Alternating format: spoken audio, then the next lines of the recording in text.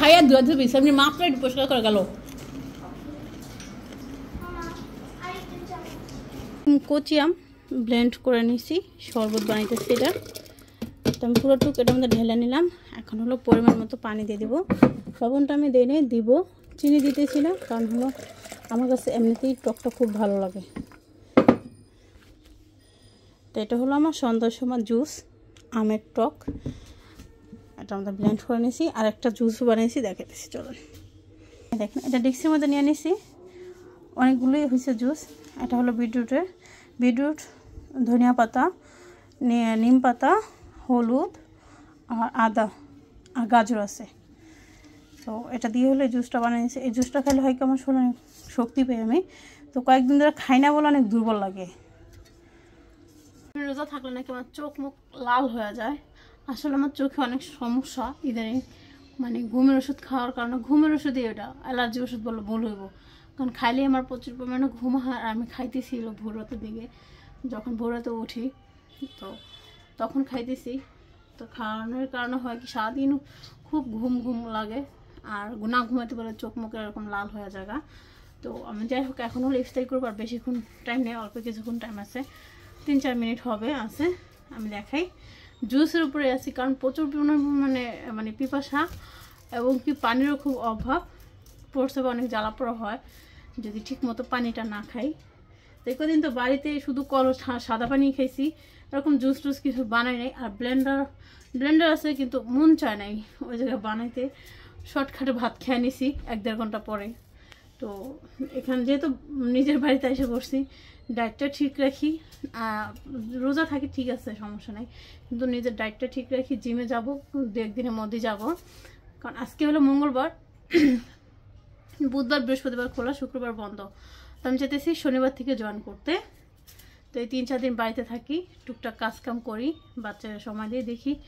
কালকে যদি রোজা না থাকি তাহলে যাবো, আর যদি রোজা থাকি তাহলে আর যাবো না, কারণ আমার 3টা অলরেডি হয়ে গেছে। ভাঙা রোজার মধ্যে থেকে 3টা হয়ে গেছে আজকে নিয়ে, আলহামদুলিল্লাহ। আর 2টা আছে, আর এরপর আছে 6টা সাক্ষী রোজা।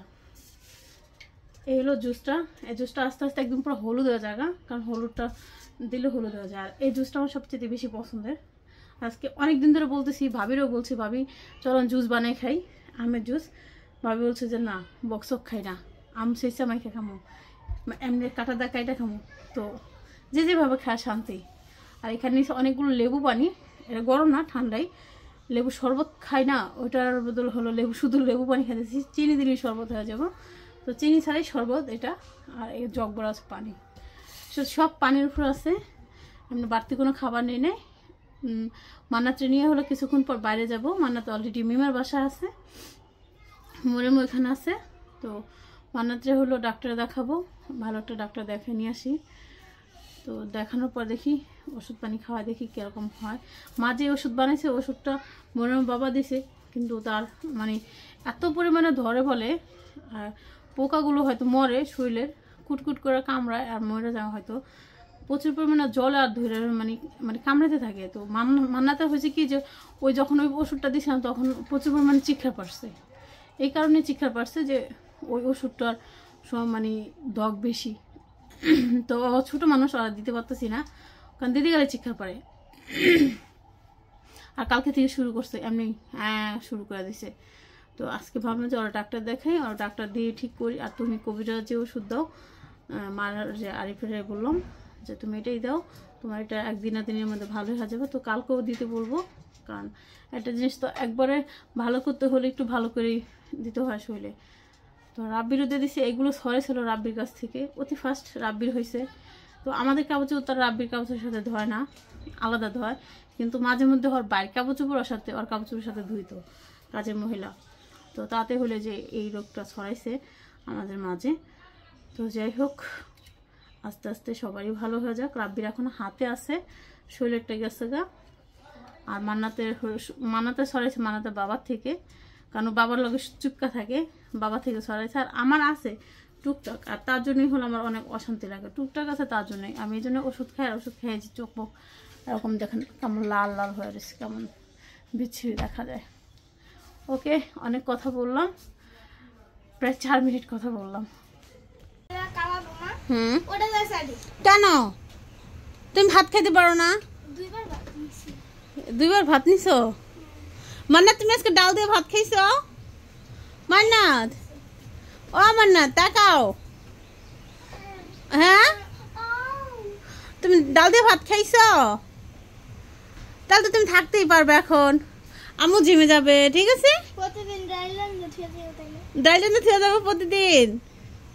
ডাল ভাত খাবা? কালকে সেট ডাল রান্না করবো। হ্যাঁ, এটা মুসুরির ডাল রান্না করছি।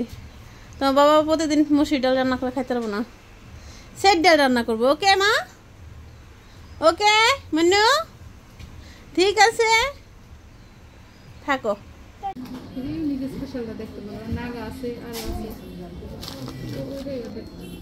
নাগা তো প্রচুর ঝাল হইব। না নাগাটা কি নিবা? ফ্ল্যাশ বন্ধ করে দাও।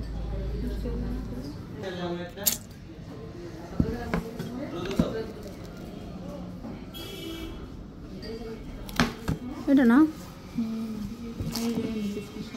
এমএকে স্পেশালটা 600, সবগুলো একটু কম প্রাইস। আর এটা বিফ, এটা হচ্ছে 700। আমার ডিসকাউন্ট আছে, তোমার 10% ডিসকাউন্ট হলো। 10% ডিসকাউন্ট পেলে কত আসে? ওই যে মানে 540 টাকা। 540 টাকা? না ওইটা নাও। নিবা? হ্যাঁ নিবা। বিফ নিবা না এটা নিবা? দেখো এই দুটোর মধ্যে কোনটা ভালো সেটা বলো। আমি জানি না ভাই। ভাই আমি তো খাইনি, আমি তো খাইও না। সত্যি কথা, আমি খাই ওটা খাবো না, কারণ চিজ ভরা, এত কষ্ট করে শুকাই। আমার একটু ভালো লাগতেছিল না, মানাতে লিগে আমার কেমন জানি খারাপ লাগতেছিল না। বাবুরকে কি ফোন করে করছি যে নিয়ে আরে। এই হলো পিজা নিয়ে আসছিলাম শরৎপুর থেকে আসার সময়, আপ দিয়া হলো খাইলো, আমি আর খাইও নেই। বাবুকে তো সে একটু খায় দেখ। আসলে আমি এটা আমার পিজাটি আমার খাওয়ার তো শখ না, ইচ্ছাও হয় না, কারণ অনেক কষ্টে ওজন ধরে রাখতেছি। এখানে বোন হলো চিংড়ি মাছ রান্না করছে, হলো দেওয়া পুঁই শাক দিয়া, এটা হলো ভেন্ডি ভাজি, আর এখানে আছে হলো চিংড়ি মাছের ভর্তা। এটা অনেক টেস্ট হয়েছে ভর্তাটা, মুখে দিয়েছিলাম বিট লবণ।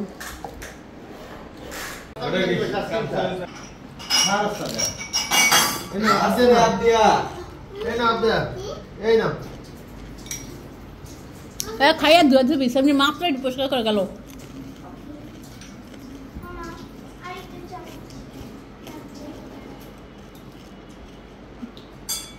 আমার মান্নাত কেমন চায় রয়েছে? এটার উপরে স্টোরিটা দিলাম। কালকে ইফতারে দই খাওয়া দিয়েছিলাম। কালকে দই খাওয়া দিয়েছিলাম ঠান্ডা। দই রেখে দাও। খাচ্ছ? খাও। আমাদের ডিপ ফ্রিজ একবার লাগে না, সবকিছু ঠিক করে রাখতে কই গেছিল তুমি? কথাটা মিলাই তারপরে পর। আরে কই গেছিল ওদিকে? আমি গেছিলাম কাজে, গেছিলাম ওই মোবাইলটা চার্জ হয় না, মোবাইলের কেবল কেবল যেখানে দেখে গেছি এখানে চার্জ ধরে না। কাজে আজ দেখলাম না সেখানে চার্জ হয় না, দোকান ফোকানগুলো বন্ধ। ডাক্তারের কাছে আসছি মান্নাত নিয়ে। এতদিন তো চিকিৎসা করলামই, এর আগেও ডাক্তার দেখানো হয়েছে, কিন্তু ভালো হইতেছে না মাইয়ার। যাই হোক, তো আরেকজনের কাছে নিয়ে আসলাম। আরিফের খুব বিশ্বস্ত লোক কবির ভাই, তার কাছে নিয়ে আসতে যে সে সব ধরনের রুগী দেখে, তাই না মানু? আমাদের তাকাইতেছে না। ওই যে মান্নাত হচ্ছে তার দাদা সাথে খেলতেছে। এই যে আম্মু খেলা করতেছ, এ করছে। ও বাড়িতে গেলাম না যেদিন আপুর, ওদিনকে রাত্রেবেলায় বসো ই করছে, মান্না হলো কান্তাছে, ও ভাত খাইতেছে, ভাবি হলো খাওয়া দিতেছে। ওখানে অনেকক্ষণ পর্যন্ত টাকা দিচ্ছে, মান্নার দিকে টাকা থেকে পোবাই ও কান্দা শুরু করে দিছে। লোকের কান্দন দেখলে সহ্য করতাম না। ওদিনকে আমি ব্যথায় কাঁদছি না, ও কেমন যে করছে গল্লা দেখলে কোথাও। ডাল হয়ে গেছে, তো ভর্তাও আছে। ভাতটা আমি এখন রান্না করতে চাই নাই, তারপর দেখলাম ভাত যা আছে ওতে হইব না তাদের। আর ভাতটা যে গরম করছি ওটার নিচে হলো পোড়া পোড়া লেগে গেছে, তো গন্ধ করতেছে বলে হালকা মরিয়ম করলো, নাও খেতে পারে। তো আমি আজকে এখন লইট্টা শুটকি রান্না করে রেখে যাবো। দুপুর টাইমে এসে ভাজি টাজি কিছু একটা করে দেবো মন চাইলে, যদি খাবার শেষ হয়ে যায় তরকারি। তো লইট্টা শুটকি রান্না করবো আলু দিয়ে, আর হলো বেগুন নিছি, টমেটো নিব, কিন্তু আগে তেলটা দিয়ে নেই। এটা রান্না করে রাখা ঝটপট রেডি হয়ে যায়। আর এই থালা বাসনগুলো গুছাইলে হয়ে যাব, কারণ অনেক কাজ ছিল, এগুলো শেষ করছি সব। সকাল 6টা বাজে উঠছি, বিছানা থাকছে 6টা বাজে, এর আগে উঠছি, উঠে যে আবার ঘুমাইতে হয়েছে।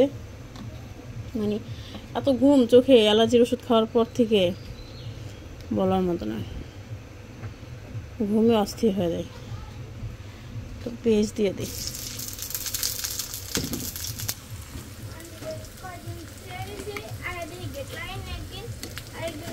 আদা বাটাও দিয়ে দিই। আইসে ও প্রতিদিনই, তো চাচুই করলো যা আহা নাই, ঘুমাইছে 2 ভাই ঘুমাইছে, আর ঘরের মধ্যে সব পোক বানাইছে, খাইছে, আর পরোটা বাড়ি খালা না। আজকে সকালে এই পরোটা কইছি না, ফুলদানি শিকার মধ্যে পরোটা খেয়ে দিয়েছি আমি, কি যে গন্ধ, পোক হয়ে গেছে গা।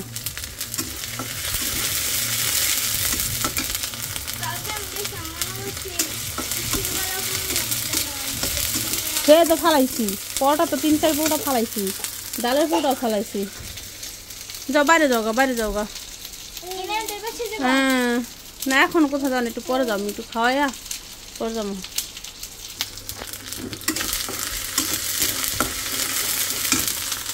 খাইছে আর হালাইছে, আনারস, হলুদ, কি খাইছিল কেবার, কাঁচাই জানা তো বাসে জানা, কাপড়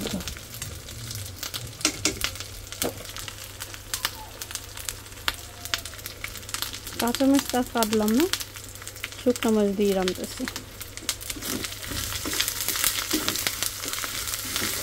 তাহলে শুটকি রান্না করবো, একটু রসুন বাটা একটু বেশি দিছি, আদা বাটা একটু কম দিলাম,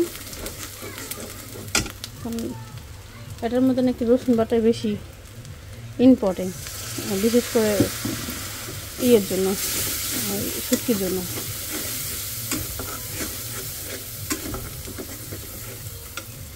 শুটকিটা এখন দিয়ে দিব, এটা অনেকগুলো ধোয়া দিয়ে আবার সেটা গরম পানির মধ্যে ভিজায় রাখছি।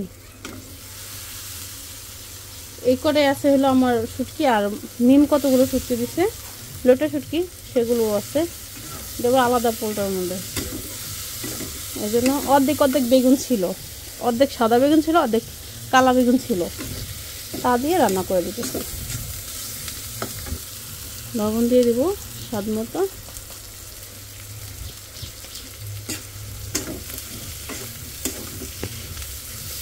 একটু কষাই না, একটু পানি দিয়া।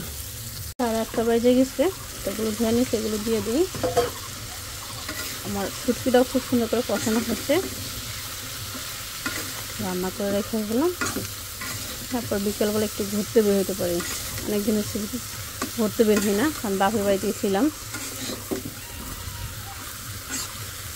একটু বেরো হমো ঘুরতে।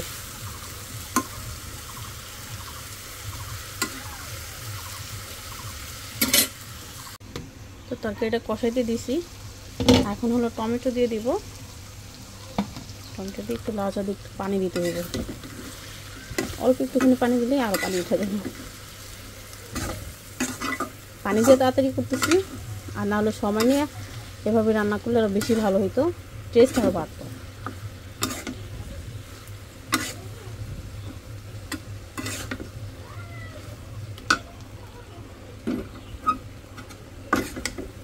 আমার মা হলে এই আলু দিত না, মানে আমার মার কাছে আলু ভালো লাগে না, আর আমার স্বামীর কাছে আলু খুব পছন্দ। আমার স্বামী, আমার বাচ্চা আলু খুব পছন্দ করে। মা শুধু এই টমেটো দিয়ে বেগুন দিয়ে রান্না করতো, মা আলু খায় না, তো পছন্দ করে না। তারপরে বলতেছিলাম যে হলো আমার মানে গ্যাস শেষ হয়ে যাবে। সকালবেলা ডাল রান্না করছি, ডাল উঠলে পরে এই অবস্থা হয়েছে, একদম চুলা পরিষ্কার করেই বসছিলাম রান্না করতে। তো এই দেখেন দুইটাই সমান সমান জ্বলতেছে, বুঝতেছি না কোনটা বন্ধ করবো। ভাত হয়ে গেছে, ভাত আরেকটু ফুটবো, চালটা এই যে একটু হইব,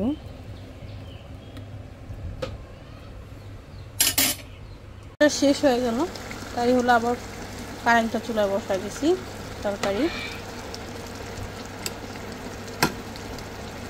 আমার এই চুলার জন্য 3500 টাকা চুলার জন্য আমি মানে 10,500 টাকা এই মানে রান্না করার জন্য এই ডিনার কিনছি, এটা কি বলে ফ্রাই প্যানগুলো কিনছে।